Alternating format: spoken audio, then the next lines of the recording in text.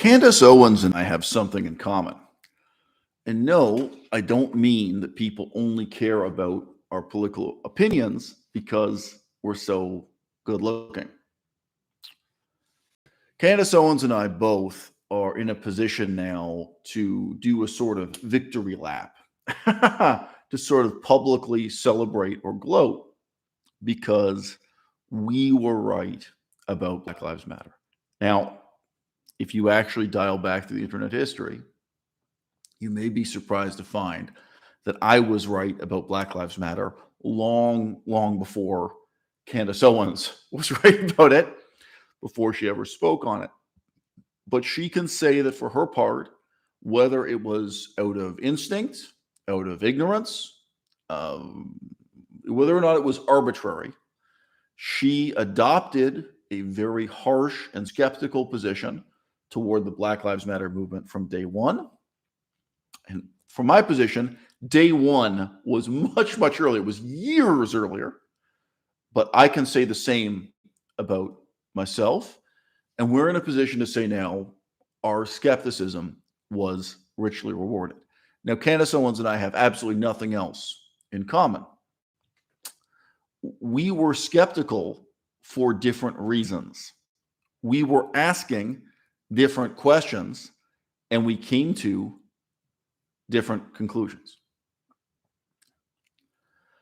I think, the most important questions to be asked now, as the history of 2020 is being re-examined and rewritten in 2022, and just a few days from now, 2023, the most important questions don't concern the politics of the moment, but the politics of the millennium.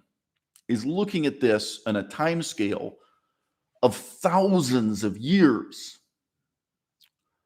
On the left, we have problems with racism that are so deep that nobody on the left can perceive how racist they are anymore.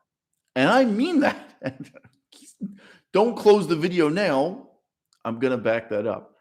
And on the right, they have a problem with victimhood, with martyrdom, that they can't admit to themselves the scope and depth of. And again, both of these issues doesn't just go back 2 years. It doesn't just go back 20 years. It doesn't just go back decades. We're looking at fully 2,000 years of really deep history on left and right.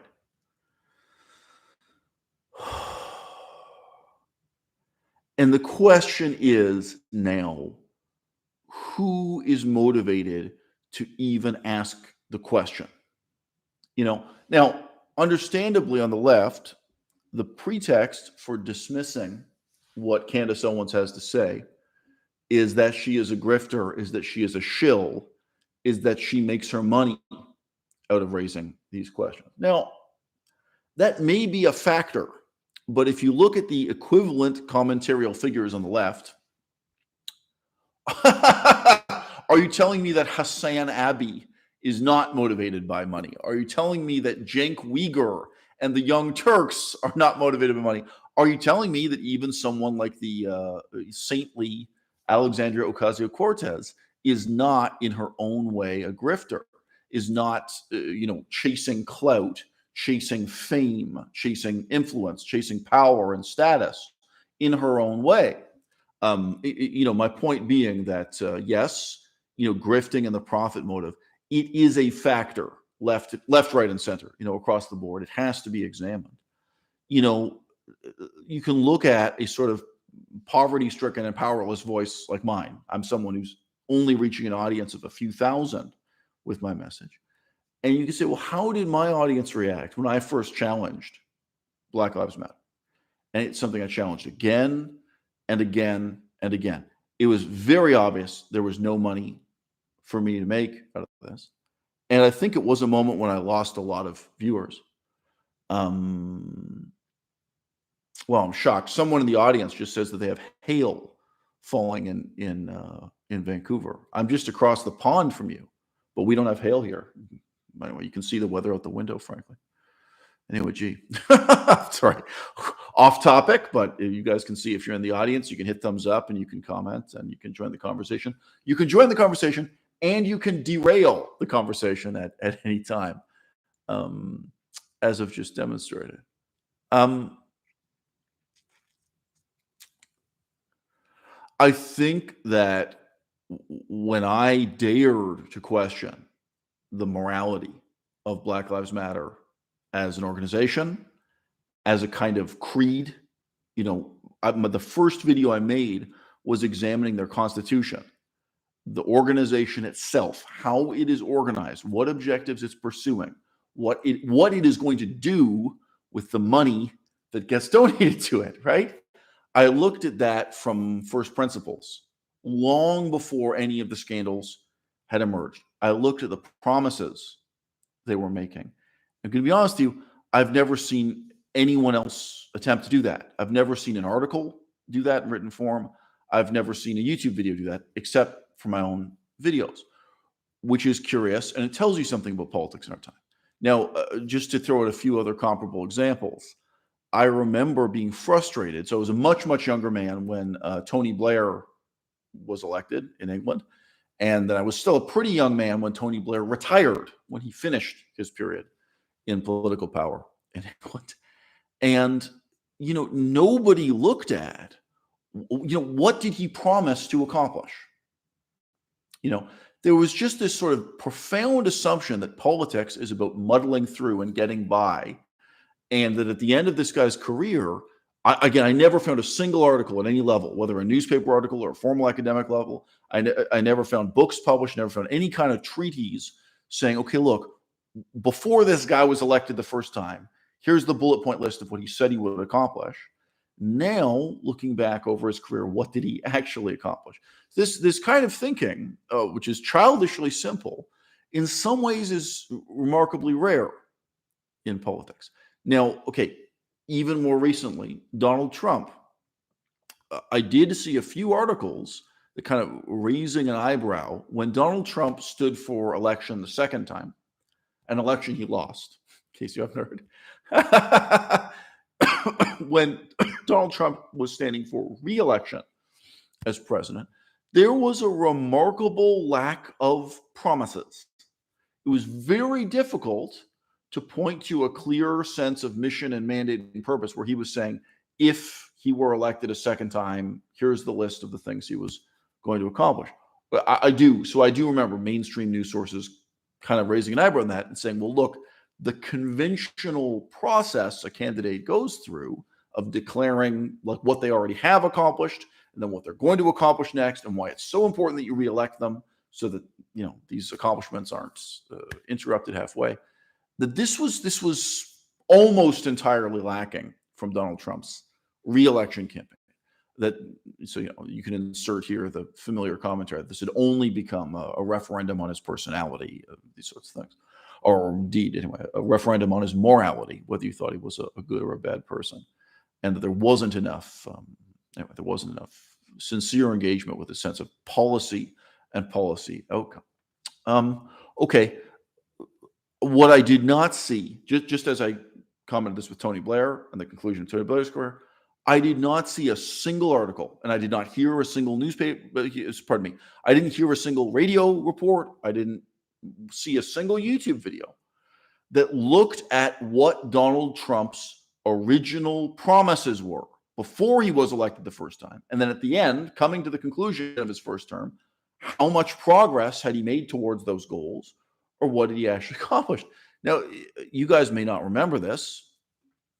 So many dramatic and unexpected twists and turns, were to ensue in the Donald Trump presidency that it's easy to forget what his promises were. One of the main things he promised was that he was going to repatriate heavy industry to the United States of America. I just be honest with you, I would say that was the main thing he promised, and the main thing he was talking about in his first couple of months in office was that factories that had run away to China to some extent, factories that had run away from the United States to Mexico, that they would be forced to relocate back to the United States, that there would be a flourishing of American industry within the borders of the United States of America on American territory, not manufacturing in China, not manufacturing in Mexico. Now, it does not take a genius. It does not take someone with a PhD in the social sciences to realize that you could quantify that, right? You could actually measure what he accomplished, how much progress was made in that direction, or perhaps to what extent the American economy was drifting in the opposite direction during that period of time. Now, sorry, I'm just being honest with you. Obviously, I can't read every article that is written, but you guys know my life is in large part devoted to politics. Anyway, and I won't get into Melissa and I for quite a long time were receiving the New York Times on paper here at this apartment.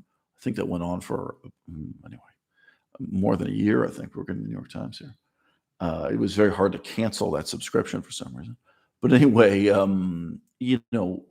am exposed to mainstream media apart from the particular news sources I prefer and seek out because of their quality. Suffice to say, I'm exposed to news reporting that I despise, as well as news reporting that I respect.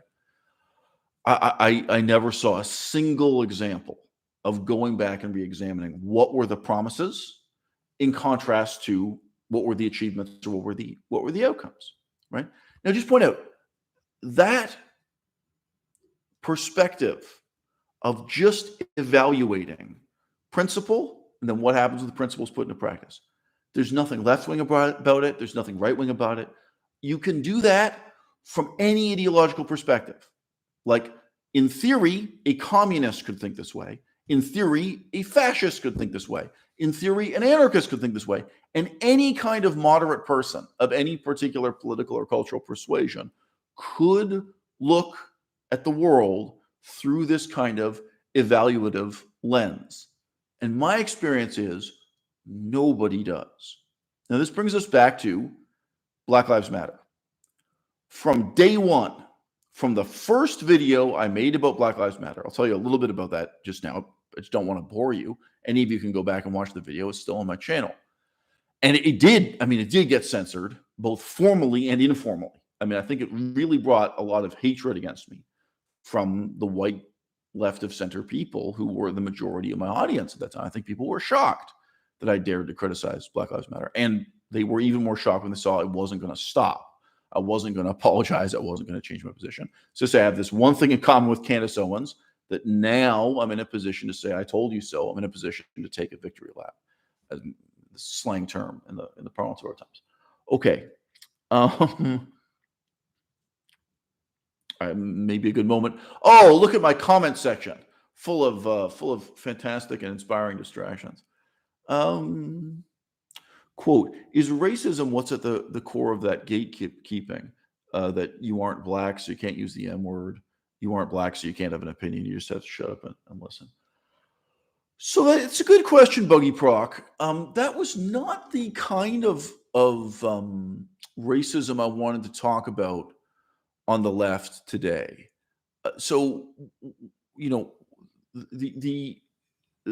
Okay, you are raising a very interesting topic that I have never made a YouTube video about and that I have never discussed in any YouTube video or live stream before.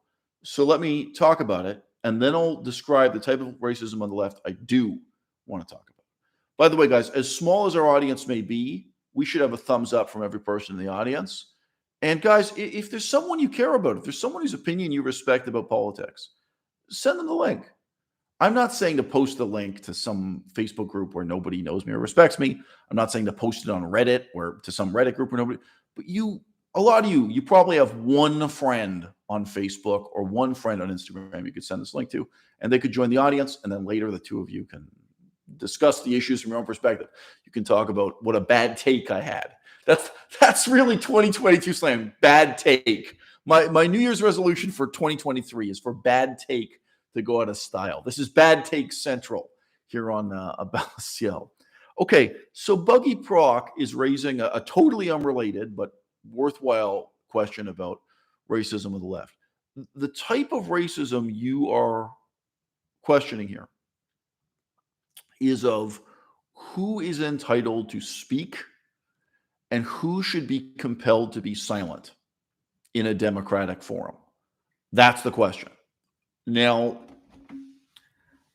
I think the reason why that question has become so animated what better word could I use than animated? The reason why people have become so virulent in arguing this point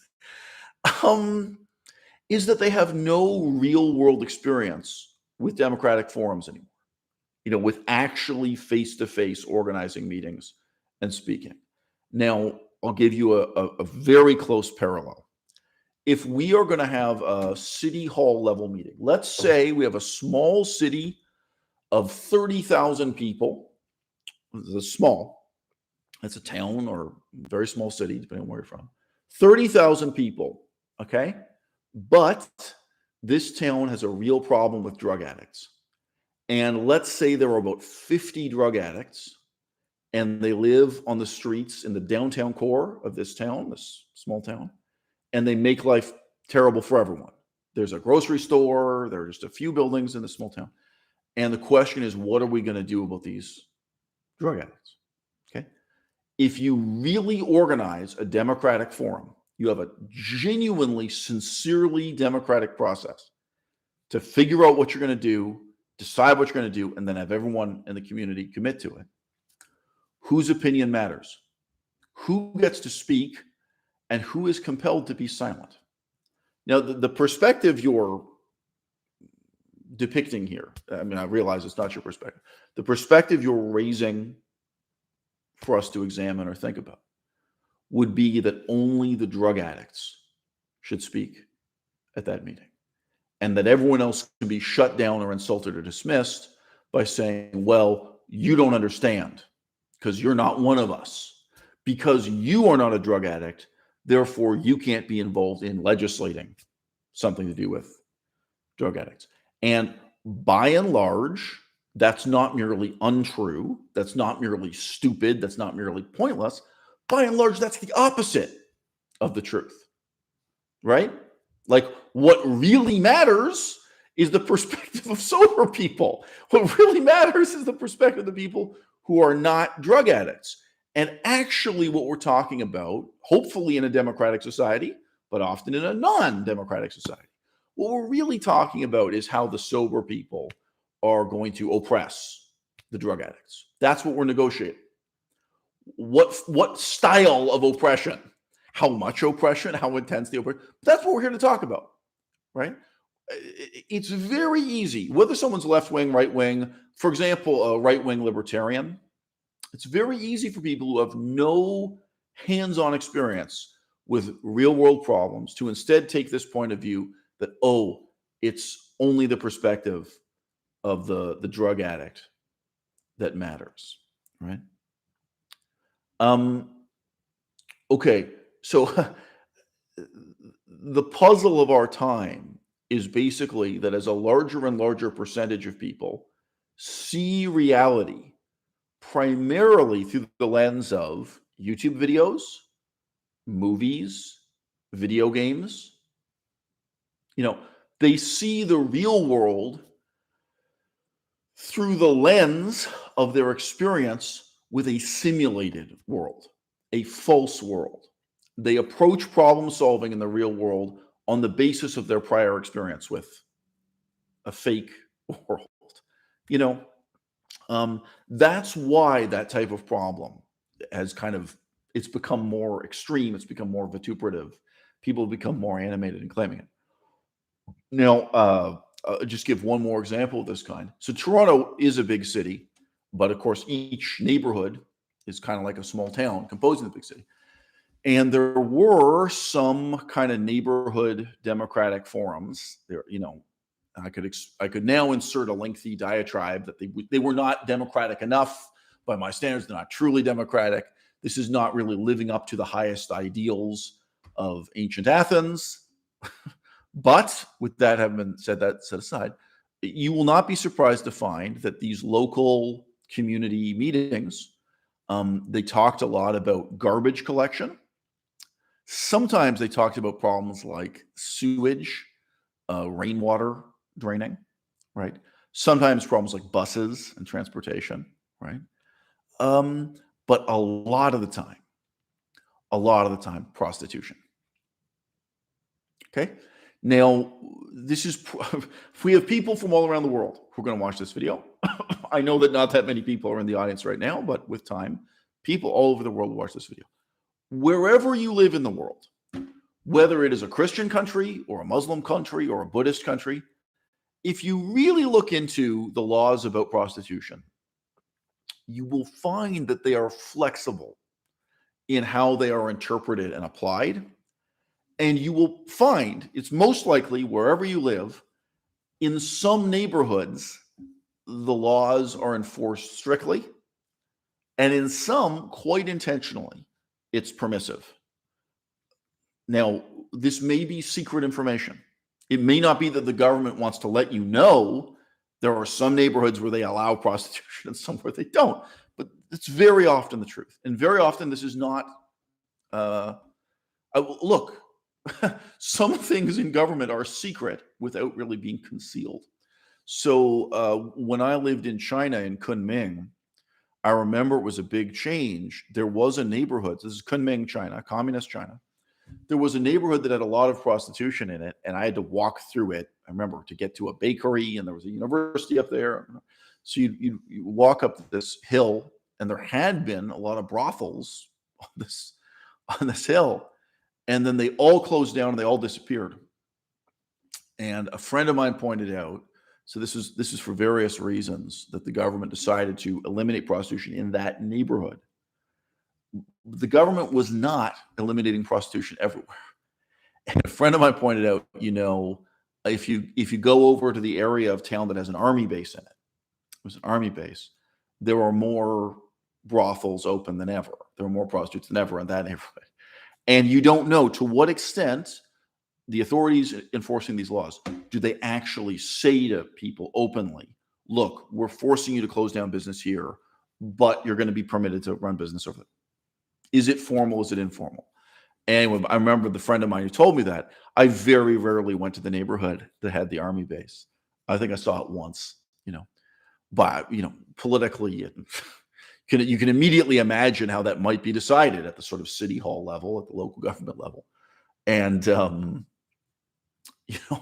I remember joking with him, do you think the Communist Party sat down and wrote out one of these ideological statements that for the sake of social harmony, prostitution was going to be permitted within 3 kilometers of the military base or something, whatever the decision was.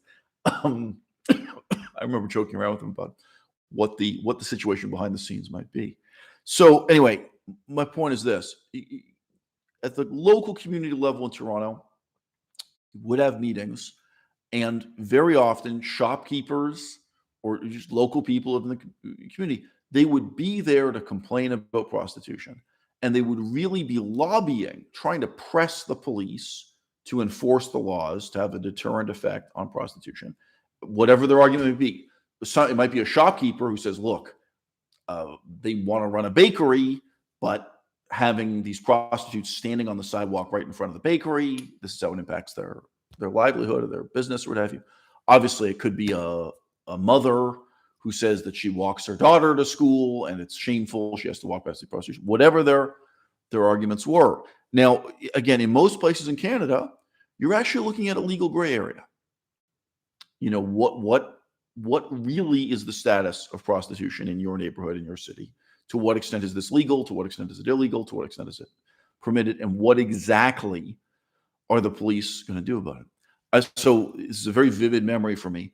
I remember hearing a radio broadcast from a woman who was a pro-prostitution feminist activist. And I forget to what extent she openly said that she was herself a former prostitute. I just forget that. Forget if she was really clear about it, or if she just kind of left it up to her imagination. She had some background in sex working herself. But anyway, she had taken on the role of a feminist advocate for prostitutes who was 100% pro-sex work. And I remember she began this speech, this real Jeremiah, condemning the local democracy and saying that this is not truly democratic. And up to a certain point in her speech, I was sympathetic because, as I've already said, I'm aware local government in Canada doesn't live up to the ideals of ancient Athens. But then there was this sort of twist in her speech where she starts condemning the particular people who were actually coming to speak at these kind of city hall forums and saying, "Who are you to claim that you represent the community or the interests of the community just because you own a bakery?" Who are you to claim you represent the interests of the community just because you're a mother who walks your daughter to school going down the street? This kind of thing. And it was very obvious her ultimate strategy with this speech was to come back to this question. Okay, if we are going to have a democratic meeting where we decide what to do about drug addicts, who gets to speak? Whose opinion matters? Whose vote is decisive? But in a very broad sense, whose voice will be listened to and who will be silenced? Should it be the case that only drug addicts get to have an opinion about drug policy? Should it be the case that only prostitutes get to have an opinion about prostitution? Should it be the case that only left-wing feminists get to have an opinion about this? And she was exactly, cynically, in my opinion, using this tactic of saying, who are you to have an opinion anyway? You don't know anything about it. Whereas these women who are actually doing the job, who are actually part of the trade, they know what's going on. It's their opinion that matters, and their opinion that matters only in a democratic form. Now, again, before I move on, so thank you for raising this. It is irrelevant to the topic of today's video, but maybe it's a useful contrast to the type of racism I do want to talk about in this video. I've already used the word oppression. I'm the first to admit that if the community is going to get organized to try to make prostitution invisible, prostitution is always going to exist. Is it going to be permitted to be visible on the street in front of your bakery in this neighborhood, or are you going to make it invisible? I'm the first to admit there is a kind of oppression involved there. That this is part of what goes on in a democratic society. We come together, we decide on a policy, and then we oppress one another, right? We come together, we decide that cocaine should be illegal, and then we oppress one another, trying to have a cocaine-free society or society with as little cocaine as possible in it. And that's not just a question of making cocaine invisible. It's much more than that. Okay, so very briefly, the type of racism I'm talking about on the left that I want to talk about in this video, what makes it so threatening and makes it so durable over not just decades but centuries, is precisely that the left-wingers themselves, they don't perceive themselves as being racist. Now, one term for this is being snowblind. You're blinded by something by kind of being too close to it. You're blinded by something because it's too bright, not because it's too obscure, not because it's hidden in the shadows. It's right out in the open, and you're blinded by it. Now, I'll give a couple of examples. But let's just say, when you talk about anti-Semitism on the left, the vast majority of left-wingers react immediately by saying, no, what do you mean? We're not the anti-Semitic ones. It's the people on the right. It's the right-wingers. It's the conservatives. Those are the people who have a problem with anti-Semitism. Now, over the last few decades, I've really seen the very slow, grudging, gradual admission that no, anti-Semitism is actually a profound problem on the left. It's massive on the left. And I'll be honest with you, the first place I saw that dealt with was actually England. The British, they had this kind of gradual realization that anti-Semitism was a huge part of what was going on in the Labour Party, which is the mainstream left. So not talking about the communist extremes, but that was a huge part of what was going on. And then there was this question of what are they going to do about it? How are they going to deal with it? Now, I'll also just add the anti-Semitism that exists on the left and the anti-Semitism that exists on the right, they have a lot more in common than you might think. There are a lot of people on the left who are interested in blaming bankers for their problems, who are interested in blaming a conspiracy of bankers and stockbrokers, the military-industrial complex.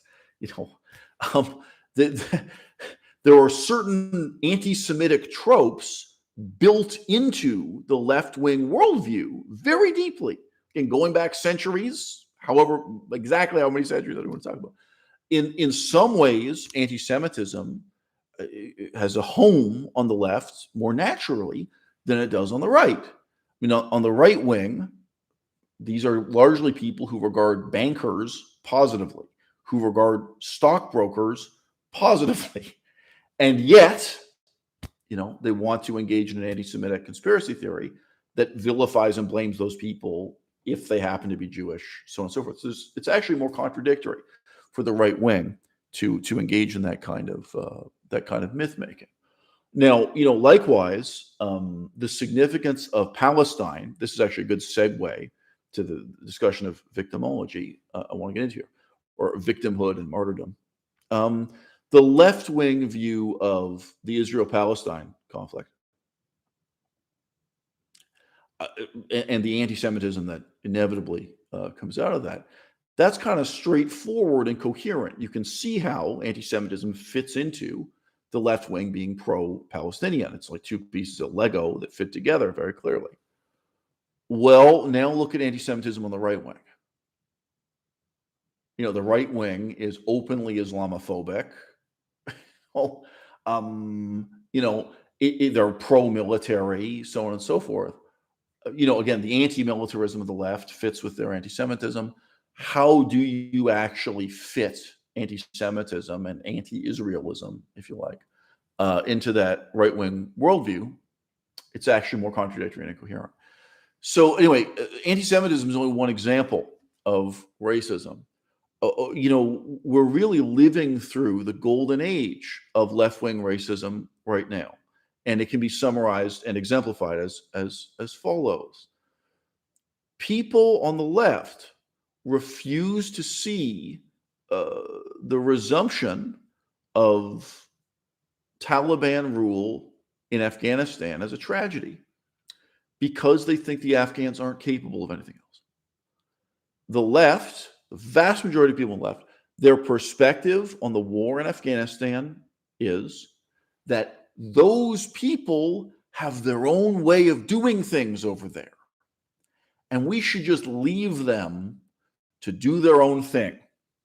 This is a form of racism that runs incredibly deep on the left.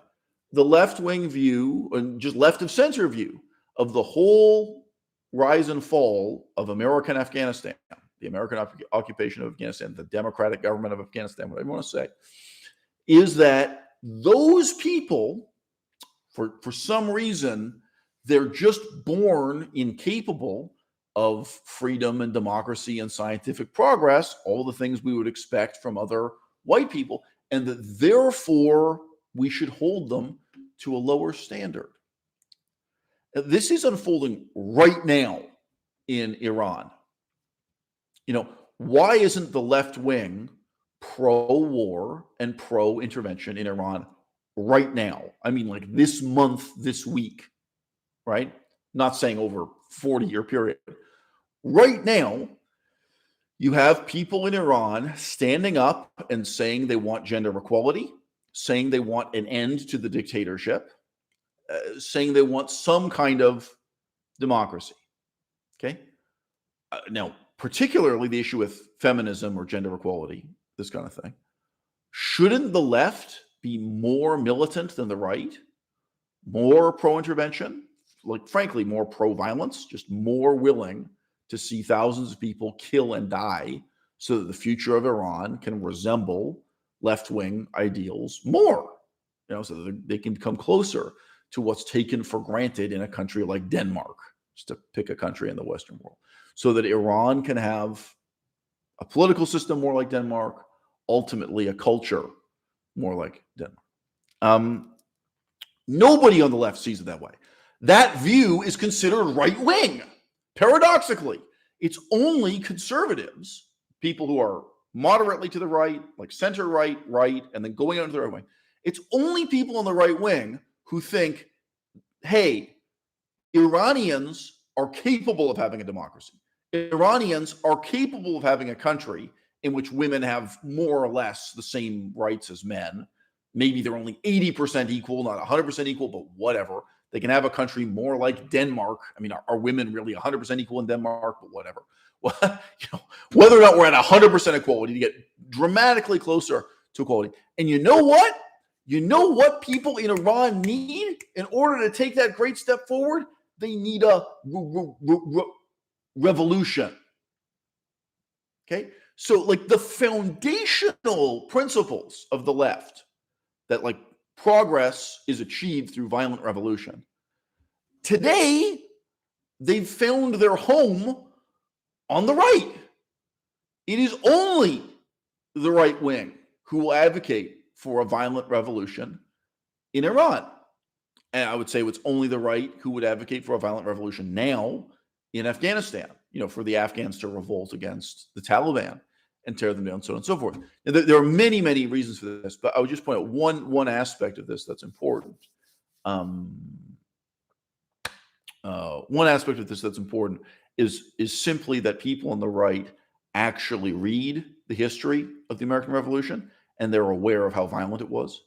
People on the right actually read the history of ancient Rome and the Roman Republic just at least a little bit, and they're aware of how violent it was. They're aware of the price that has to be paid in blood for republicanism, put it that way, and the price that has to be paid in blood to have your little portion of democracy. I think it's fair to say people on the right are less idealistic about having like a 100% democratic society, but whether it's a 10% democratic society or what have you.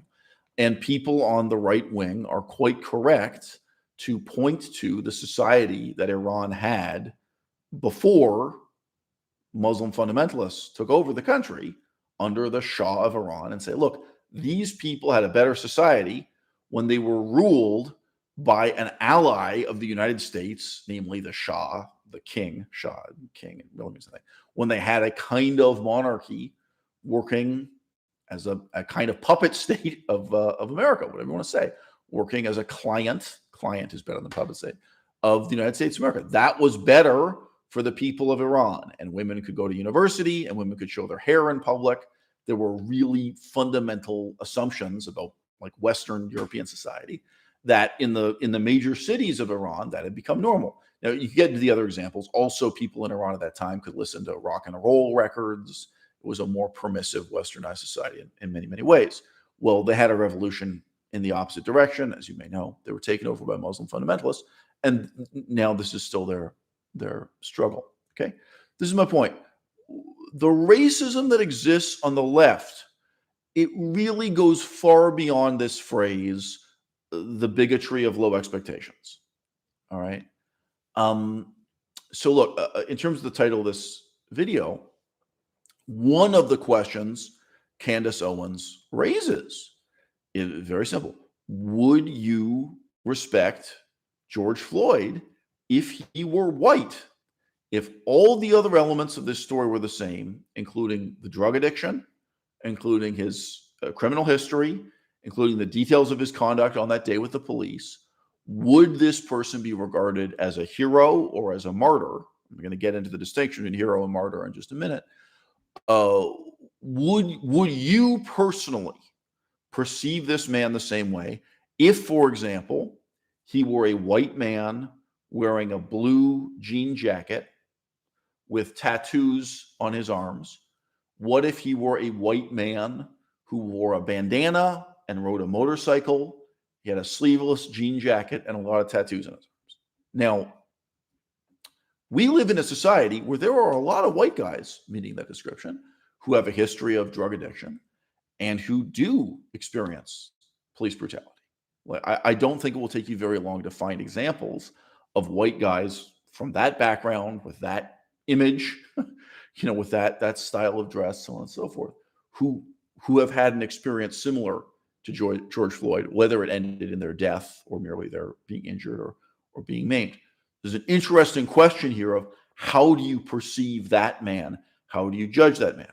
And I'm stating as a thesis here that the fundamental racism of the left that runs really deep and goes back over many centuries, it's exhibiting, the same fundamental racism is exhibited in only a slightly different way when left-wing people look at Iran, when left-wing people look at Myanmar, when left-wing people look at Afghanistan, and when left-wing people look at a particular drug addict,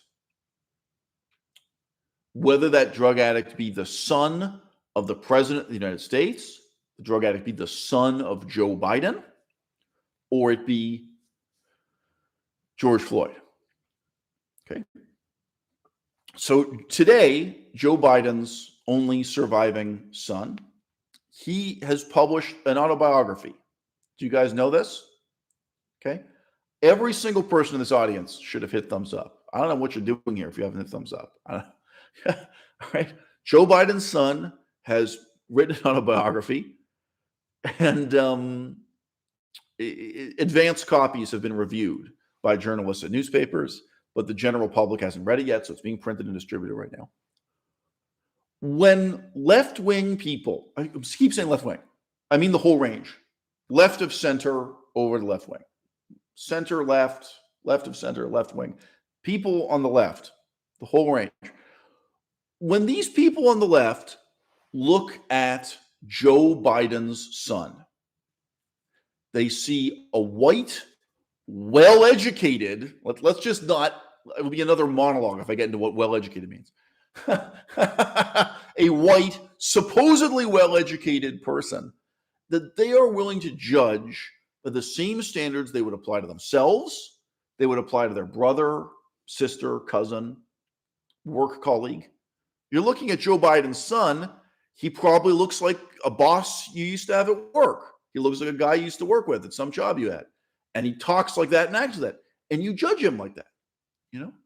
You look at this guy and think, ooh, you became a drug addict and you already had 3 kids and your brother had 2 kids and you started fucking your brother's wife.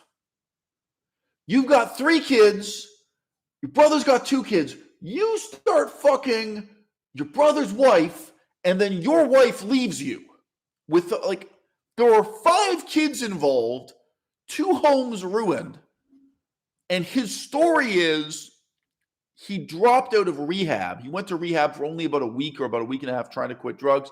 And then he dropped out. He got back on the drugs and started sleeping with his brother's wife. Now, I will just express my skepticism. When exactly did his love affair with his brother's wife begin? I'm skeptical. I think it could have begun earlier. All right. Now, if we're comparing 2 drug addicts with their shameful kind of career of skullduggery behind them, who really has lived a worse life? Joe Biden's surviving son, his only son, or George Floyd? Now, I'm not saying this because I have an animus against George Floyd. I'm pointing out that people on the left hold George Floyd to a lower standard. They don't even really regard him as a human being. In the same way that people on the left do not regard Afghans as fully human and do not regard Iranians as fully human. And within the Israel-Palestine conflict, they don't really look at Palestinians as fully human. They don't look at Palestinians and say, look, your government, Hamas, is so shameful that we have to condemn it. We have to condemn you. Like, there, as much as we may criticize the government of Israel, the democratically elected government of Israel, the Knesset, blah, blah, blah, blah, blah.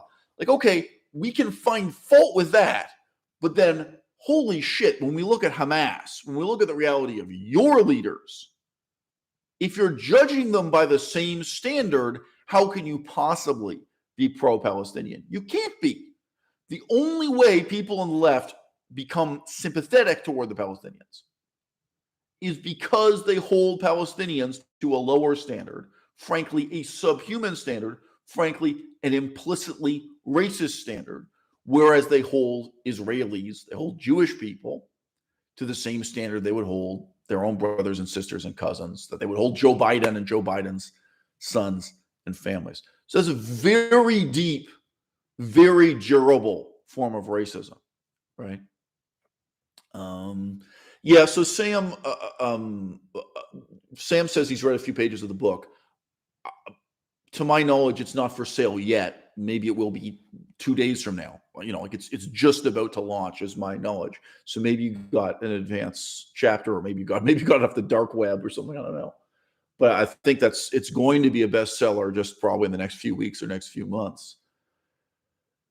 It's certainly very strange for that book to be published at all, and it's strange for it to be published right now.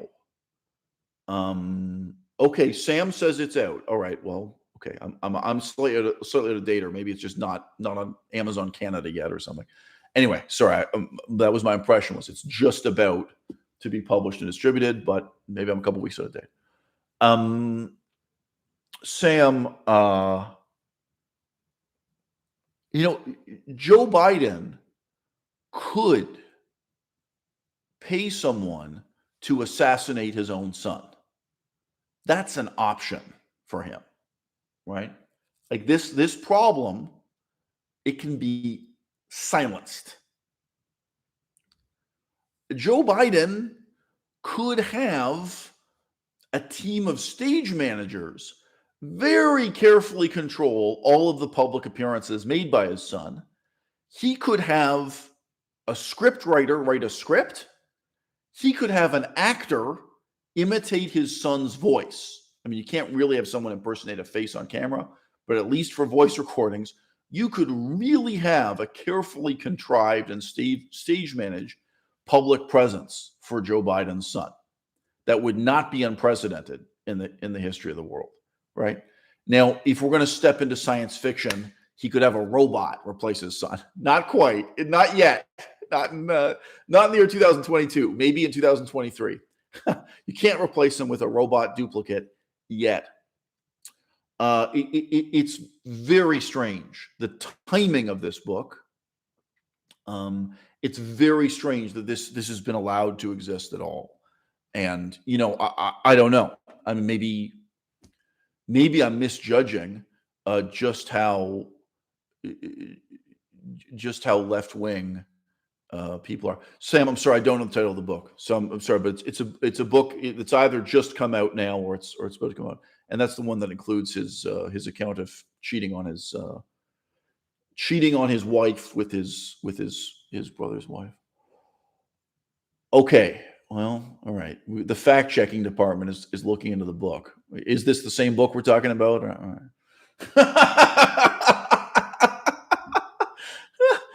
All right. Maybe I heard some interviews that were a year out of date, or maybe there's a new book coming out now. I'm not sure, but I can't interrupt my live stream to follow up. But anyway, guys, there's a book. Thank you, though. Thank you for looking into it. All right. I probably was reading some articles and hearing some interviews that were talking in the present tense, but were actually, it was from at least a few months ago or a year ago. I was like, okay, apologies for misrepresenting the date of that book coming out. All right. That's also a little bit easier to believe because it wasn't in a period of time when the next election was just coming up. All right. So look, the point I'm trying to make in this video, it's simple, but it's profound. The left has a big problem with racism that they do not perceive as racist. Okay? And the right has a big problem with victimhood. In a certain sense, victimology. The right has a big problem with martyrdom, and they are equally blind to it. It is bizarre and paradoxical that everyone on the right, including Candace Owens, and especially Candace Owens, everyone on the right points the finger at the left and says, You people are obsessed with victimhood. Whereas the right, supposedly, they are interested in ethos of strength, an ethos of winning, of celebrating the winner, as opposed to focusing on the loser and making the loser, making the victim into someone who's morally pure, who's a symbolic leader, so on and so forth, simply because they are the victim, simply because they are the loser. That is the worldview Candace Owens espouses in virtually every podcast she does and every YouTube video. It comes up so often. Not only in relation to George Floyd and Black Lives Matter, she manages to bring this up under every heading, that the left is obsessed with victimhood. And it is the exact opposite that is the problem here. The right, the whole spectrum, centrist conservatives, moderate conservatives, all the way over to the right wing, that whole end of the spectrum, they have one thing in common. They have one thing that unites them, and that is the conflation of victimhood and heroism in the person of Jesus Christ. We'll come back to Jesus. Let's just step away and speak more broadly about saints. If you know anything about kind of ancient and medieval Europe, and really here we're talking about the transition from ancient to medieval, one of the controversies that comes up again and again is the extent to which it's acceptable in each of the European languages to refer to people in the Bible as heroes. Right? Hero is a very ancient word. And what you'll find is that these kind of early medieval thinkers, some of them are translators, some of them are kind of church fathers. They're like early papal figures. They're early leaders of Christianity and so on. Some of them philosophers, whatever. What they say is, well, the problem with the word hero is that it is linked to the goddess Hera. And it's kind of inextricable, not just from Hera, but from the particular demigod that we call Hercules, also known as Heracles, right? So like, well, we have to come up with some other word. We can't refer to the saints as heroes, and we can't refer to, kind of Old Testament figures like, Moses as a hero. Now, today, nobody cares about this, but I would say still it's quite rare to hear a saint referred to as a hero or a superhero. It's quite rare to hear Moses referred to as a hero or a superhero. Certainly, it sounds a little strange if people say Jesus was a hero. It sounds even more ridiculous if they say superhero. Well, what happened? We made a transition as a culture. So I shouldn't even say as a culture. Western European mega culture, this kind of basket that encompasses and includes many, many different cultures. Frankly, Western Europe, Central Europe, Eastern Europe, Southern Europe, the greater European mega culture made a transition from worshiping heroes to worshiping martyrs. St. George and the Dragon. If you guys don't know this image, Google it. St. George and the Dragon. You've seen this image all your life, even if you don't think of it immediately. Depends on how Christian your background is. This image, it's famous in the northwesternmost corner of Europe, like England, and it's famous in the southeasternmost corner of Europe, like Georgia. Have you ever heard of the country Georgia? St. George and the Dragon is kind of a big deal there. National emblem of England, St. George and the Dragon. This story is told everywhere. Here's the thing. St. George is not a hero because he killed the dragon. St. George is a hero because he was a victim, because he was a martyr. He's not a hero because he won. He's a saint because he lost. Now, It's very hard for anyone today, anyone who was raised with European culture, European mindset, whatever your language, whatever your tradition, no matter how atheist you are, I mean, whether or not your own background is Christian or what have you, it's very hard for someone, whether you're raised in Australia or Canada rather than Europe proper, it's very hard to relate to the mentality of pagan Greeks, pagan Rome, pre-Christian Europe, when they're willing to worship a hero who kills people, who rapes people, who tortures people, who enslaves people, where they regard that person as a hero. In our culture, profoundly, for thousands of years, the person we regard as the hero is the victim, is the martyr. Okay? A lot of you don't know the real meaning of Christ. When we say Jesus Christ, why is Jesus Christ the main character in the story?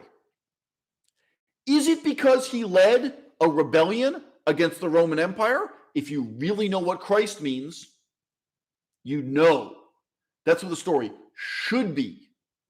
He should have been leading an uprising.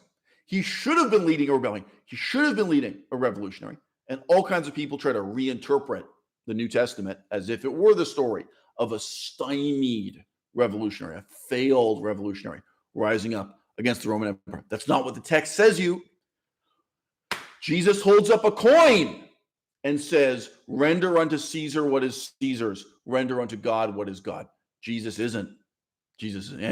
So Messiah, Christ, all this stuff, right? Sorry, thank you, Sam. Right. Look into the meaning of the word Messiah. Look into the meaning of the word Christ. You're right. Sorry. I think I should have been saying Messiah and not Christ. All right. The notion of Jesus as a revolutionary, it's not compatible with the source text itself. But if you think of him as a hero, if you think of him as being in a heroic struggle against the Roman occupation, the Roman conquest of Israel, I think this is a misinterpretation of the story, but regardless. Well, guess what? He's the biggest loser, right? He's the main character of the story. He's the protagonist because he is a martyr, because he loses, because he's killed. A lot of you don't know this. What is the story of Hercules? Really, Heracles? We say Hercules. Does Hercules rape people?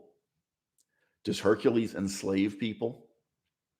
Does Hercules conquer and kill people? You see, we struggle with this still today. Right now, we create a character like Batman. Batman's a victim. Batman saw his parents killed in cold blood on the street when he's a child. He's hurt, right? Batman is a millionaire engaged in a very strange kind of charity to help the poor. Very Christian. Batman is not out trying to enslave anyone. He's not trying to conquer anyone. He's not trying to take over the government. He's not trying to kill anyone. I mean, obviously, the different versions of Batman vary in how much violence there is. But most of the time, they're trying to make it clear to the audience, both the children and the parents, oh, no, don't worry. Batman, he just punches people and ties them up and gives them to the police. He's not a murderer. He's not a serial killer, right? It's this weird mix of elements of martyrdom and victimhood and heroism. That's what our culture tries to make work. And Batman can never really have a sex life.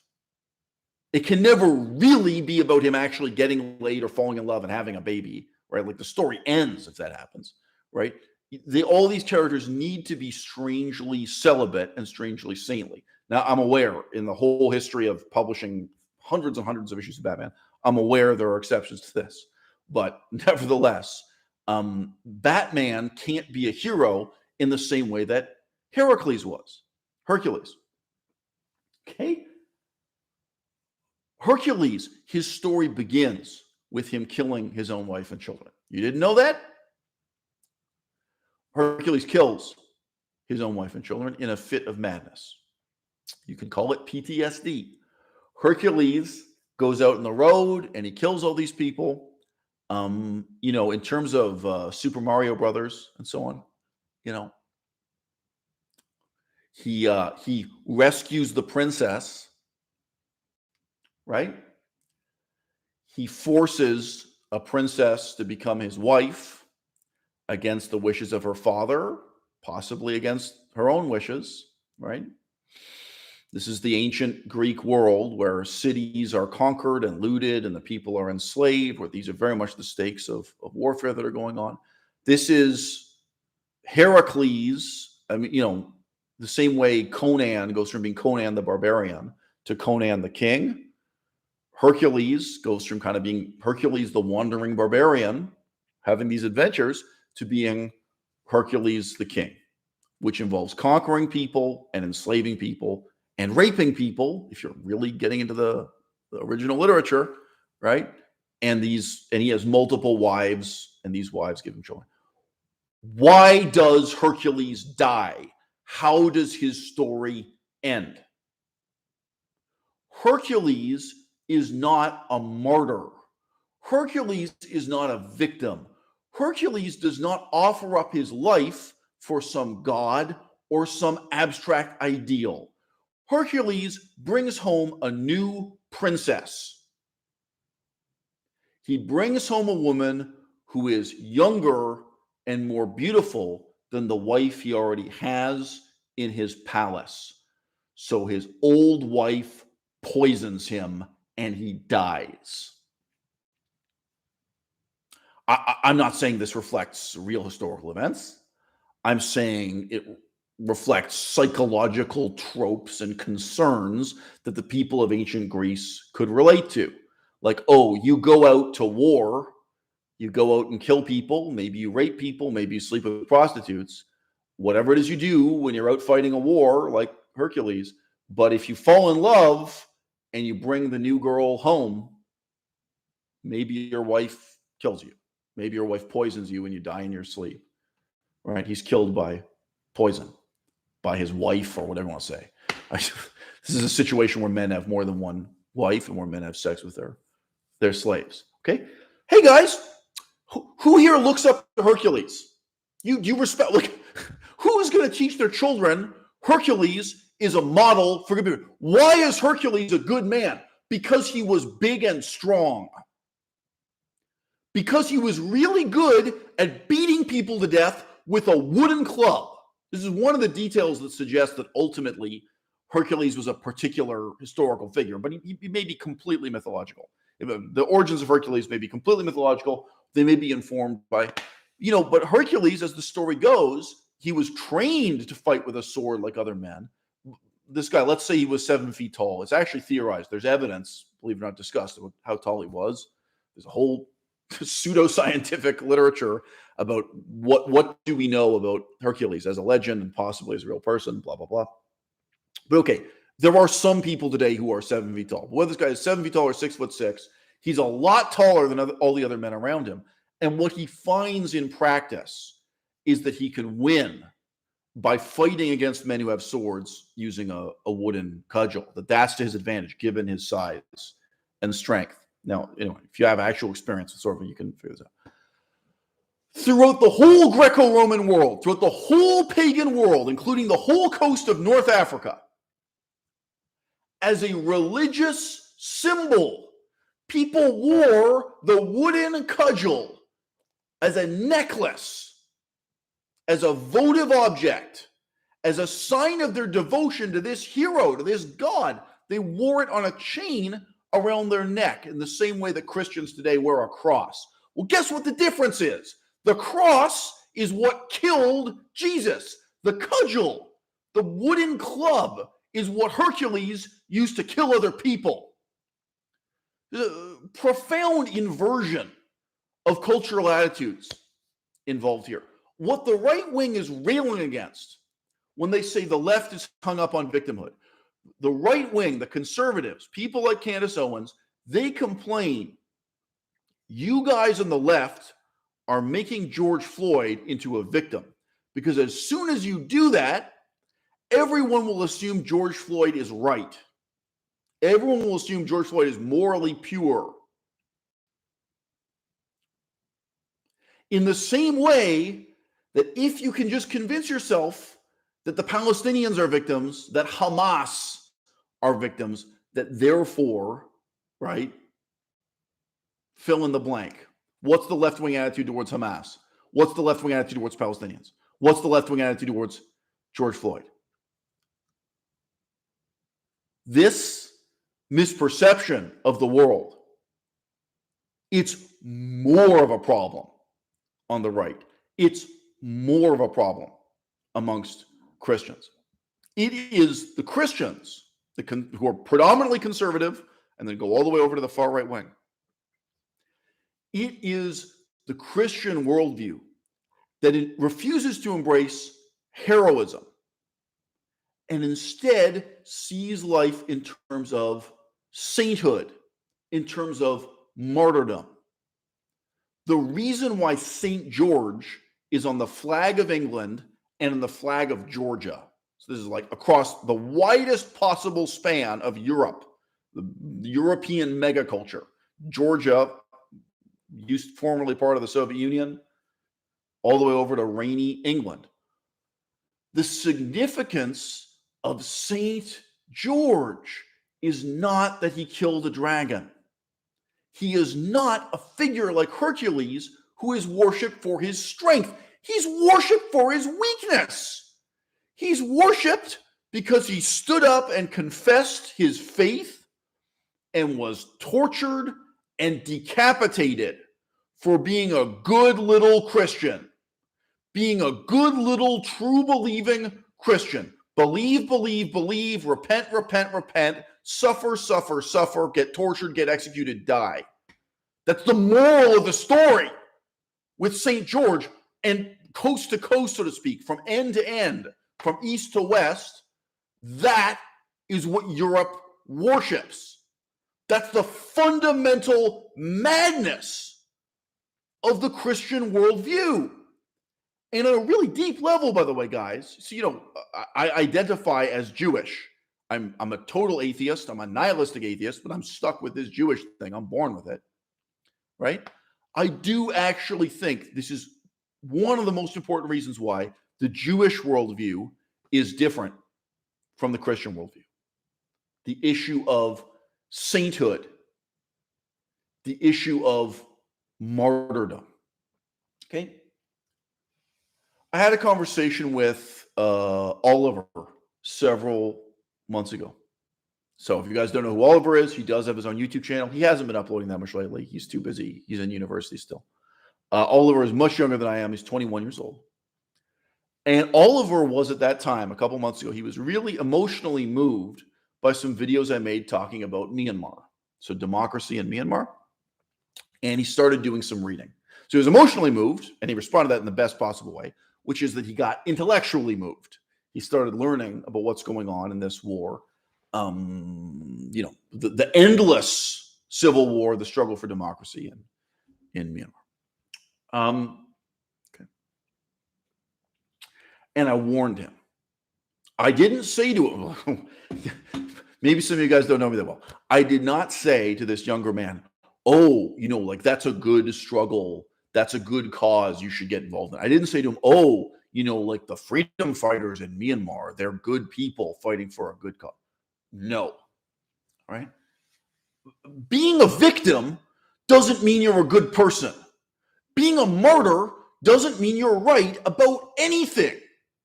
Like, you're a martyr to Christianity. That doesn't mean God exists. You're a martyr to Christianity. That doesn't mean circumcision is a good idea. It's just ridiculous.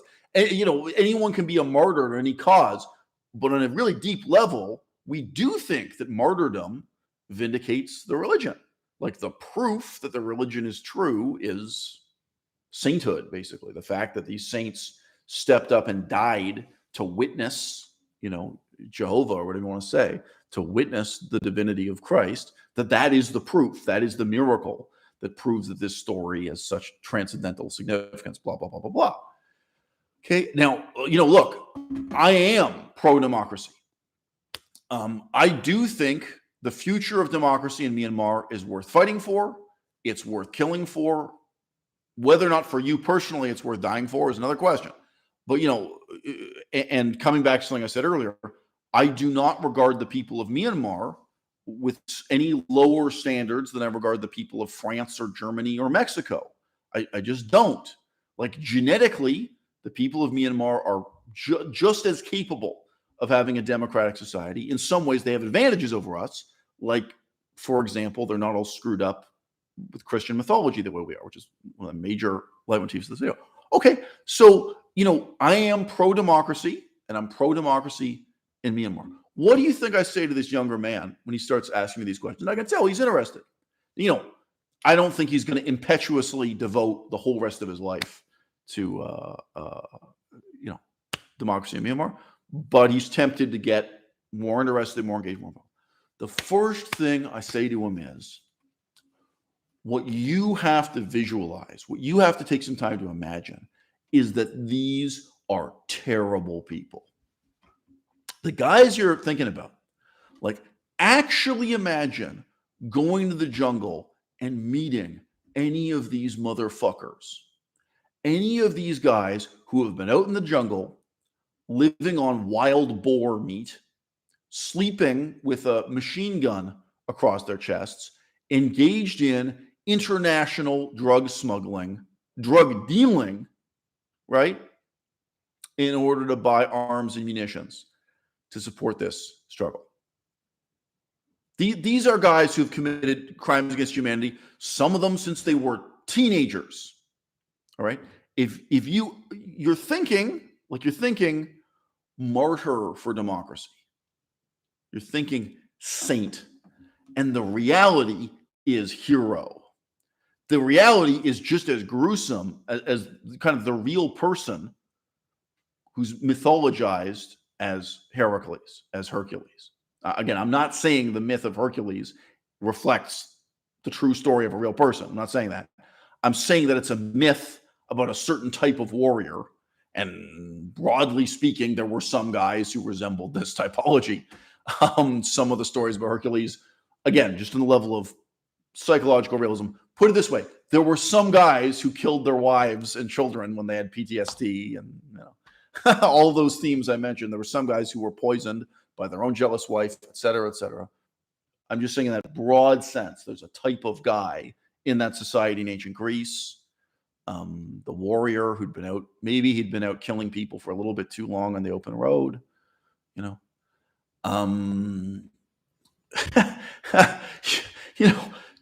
do you imagine that dude, whether it's Hercules or Theseus? Like, do you think that ancient hero who is engaged in conquest, looting, pillage, rape, enslavement, and yeah, there's also a question about genocide, right? Do you think that dude is someone you want to sit down and have lunch with and drink coffee with? Do you think that's someone who could be your friend? So I say to this younger man, Oliver, is when you think about the whole cast of characters, the type of people you would meet if you either start living and working in eastern Myanmar, in the kind of rebel-controlled areas in the east of Myanmar, or you go a little bit further east over the border into Thailand, and you're in the areas that are kind of refugee camps, very directly linked to the Civil War. If you start hanging around Burmese people, I'm saying Burmese in the widest sense, citizens of Myanmar, a lot of these are going to be the ethnic minorities. They're going to be Shan, they're going to be Karen, they're going to be Kachin, they're going to be these other ethnic groups. But anyways, if you start hanging around these people who are involved in the ongoing civil war, in the ongoing struggle for democracy, here's what you're going to find. The only people you can get along with, the only people you can drink coffee with or have lunch with, the only people you can have any mutual respect with and communicate with as one human being to the other are going to be the most highly educated people within that society. And if you actually are there, like doing humanitarian work, whatever your reason is, and presumably you're not there actually working a machine gun in the jungle. If so, it's kind of a different story. Like if you're actually on active military duty, it's a different story. But if you're there in some kind of capacity, doing research and humanitarian work, trying to help out, in any one of those villages, in any one of those cities, there will be like one guy who's a highly educated medical doctor. And that's the guy you can talk to. That's the guy you can get along with. Not the guy who's been sleeping in a cave in the jungle with a machine gun across his chest, living off of wild boar meat. Okay. And not the guys who've been killing for the CIA, and not the Christian missionaries, and not whatever. Like, and when you meet that one guy, the few people, I mean, over the course, you meet a couple of people like that. A medical doctor is a good example. You meet an extraordinarily erudite, an extraordinarily well-educated person within that community. Your friendship with that person, your fellowship with that person, your kinship with that person will matter to you so much that you will overlook whatever side they're on in the Civil War. Like, if you go there thinking you're only going to be friends with the people who are pro-democracy, right? And you're going to hate everyone who sympathizes with or supports the status quo regime, the anti-democratic regime, right? You think you're only going to have friends on that side. You get there, the first thing you're going to figure out is the vast majority of people who are on your side are scumbags. The vast majority of people on your side are horrifyingly immoral. These are people who've been involved in drug dealing. These are people who've been involved in arms smuggling. These are people who've been involved in prostitution, human trafficking, rape. They've been involved in the modern equivalent of slavery. In some cases, that can be actual slave labor. I don't really want to digress into that.